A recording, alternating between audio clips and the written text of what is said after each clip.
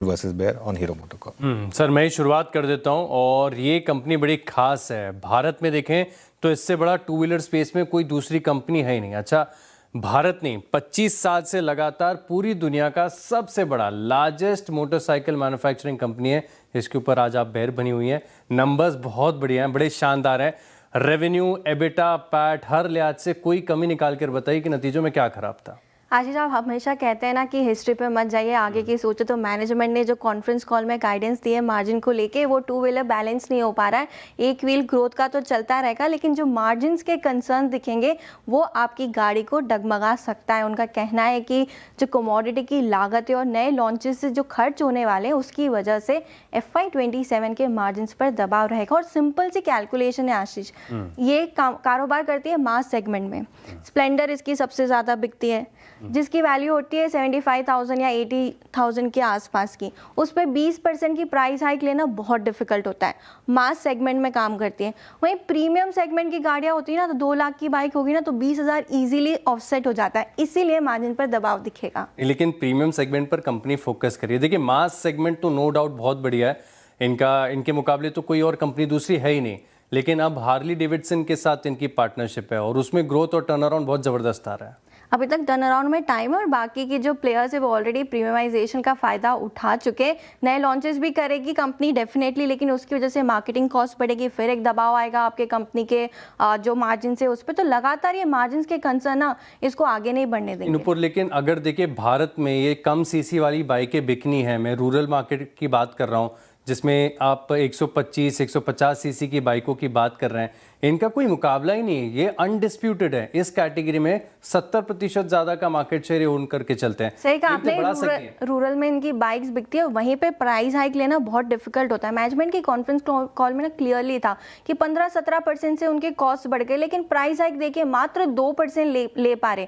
अगर वहीं एनफील्ड होती ना, अभी 2-2.5 लाख रुपए की बाइक होती ना, तो 20,000 रुपए 30,000 रुपए आराम से कोई भी कंज्यूमर दे सकता था। लेकिन एक रूरल मार्केट में डोमिनेंस तो है, लेकिन प्राइस हाइक देना डिफिकल्ट है। अभी भी भारत में जितनी भी बाइकें बिकती हैं सबसे ज्यादा हीरो मोटोकॉर्प ही बेचता है। शायद इसी के चलते कि ये लगातार आप देखें तो कस्टमर्स ईवी में भी अभी कंपनी काफी पीछे, काफी सारे प्लेयर्स मार्केट शेयर गेन कर चुके हैं। ईवी में भी स्कूटर्स के हीरो वीडा आ गया ना, उसमें 190% की ग्रोथ आई है। बेस देखा है आपने, काफी छोटा है और मार्केट लीडरशिप भी नहीं है। उसकी मार्केटिंग की भी कॉस्ट आपको अगले साल ही नजर आएगी।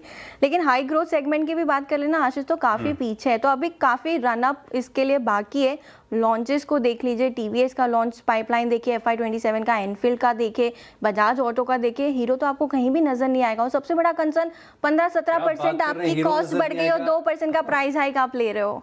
नहीं, प्राइस हाइक की दिक्कत है, लेकिन वो तो अक्रॉस इंडस्ट्री होगी ना। तो ऐसा नहीं कि सिर्फ हीरो की लागत बढ़ी है, सबकी लागत बढ़ी है। अब वो धीरे धीरे कीमतें बढ़ती रहेंगी, उसमें कोई दिक्कत नहीं है। लेकिन देखिए इलेक्ट्रिक व्हीकल में इन्होंने देरी से एंट्री की, लेकिन हीरो विडा क्या नंबर ज़बरदस्त यहाँ पर देखने को मिले। बेस छोटा हो लेकिन ग्रोथ देखिए कितनी ज़बरदस्त यहाँ पर आपको देखने को मिल रही है। इनका जो इलेक्ट्रिक चार्जिंग इंफ्रास्ट्रक्चर है, ये भी अगर आप देखें तो रूरल में EV मार्केट को पूरा बढ़ा रहे हैं, ये पूरी मार्केट को क्रिएट कर रहे हैं। अच्छा, भारत की बात छोड़िए, इनके एक्सपोर्ट के आंकड़े देखिए हर महीने कितने ज़बरदस्त देखने को मिल रहे हैं। अब पूरी दुनिया में से 52 देशों में हीरो की बाइक चलती है, और क्या चाहिए आपको। नंबर्स में जब तक फ्लो नहीं होगा ना, तब तक सवाल हमेशा रहेगा। यस, ये बात तो सही है सर। जब तक आंकड़े नहीं दिखेंगे तब तक सवाल तब तक कन्विक्शन कैसे आएगा। तो क्या हीरो वाले मूव्स दिखा पाएगा फिर से, जैसा कि आप बता रहे थे। दिखा चुका है श्रेया। देखिए नूपुर के पॉइंट्स जस्टिफाइड है, लेकिन कुछ स्टॉक्स होते हैं जो जिसे कहते हैं ना, fill it, shut it, forget it.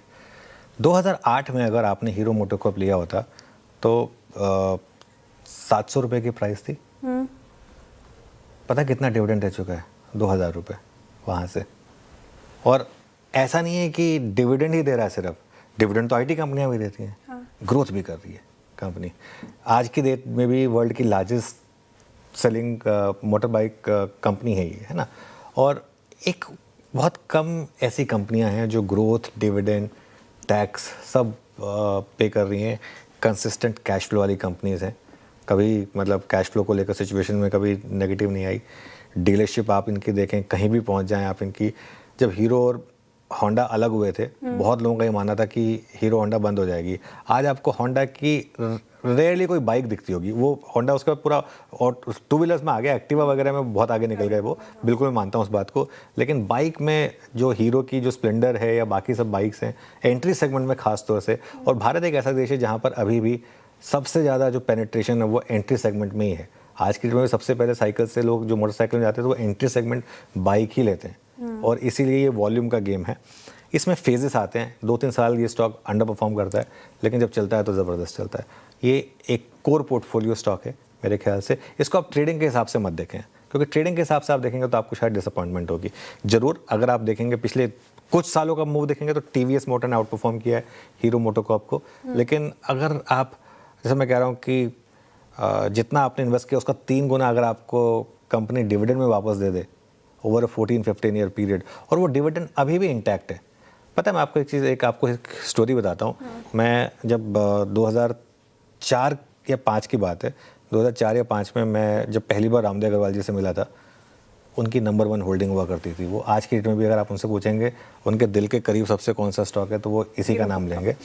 तो जब रिजल्ट आए थे तो मैंने उनसे पूछा कि सर रिजल्ट कैसे लगे, बोले रिजल्ट छोड़िए, डिविडेंड कितना दिया।